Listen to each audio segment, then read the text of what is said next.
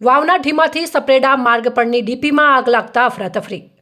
બનાસકાંઠા જિલ્લાના સરહદી વાવ તાલુકાના અંતરિયાળ વિસ્તારોમાં અવારનવાર આગ લાગવાના બનાવો જોવા મળી રહ્યા છે, જ્યાં થોડા દિવસો અગાઉ ઢીમામાં વીજ ફોલ્ટના કારણે જુવારના પૂળામાં આગ ફાટી નીકળી હતી અને ખેડૂતના 2500 જેટલા જુવારના પૂળા બળીને ખાખ થઈ ગયા હતા।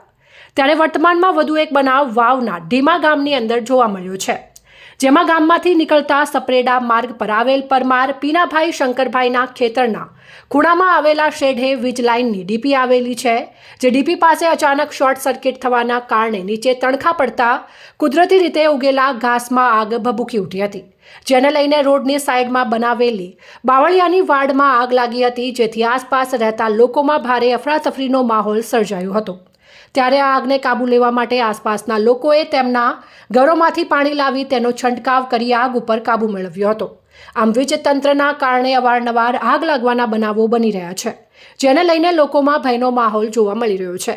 ત્યારે આ બાબતે વીજ તંત્ર દ્વારા ગામમાંથી જાહેર માર્ગ પર નીકળતા વીજ વાયરોની મેન્ટેનન્સ કામગીરી કરાવવામાં આવે તેવી લોકો માંગ કરી રહ્યા છે।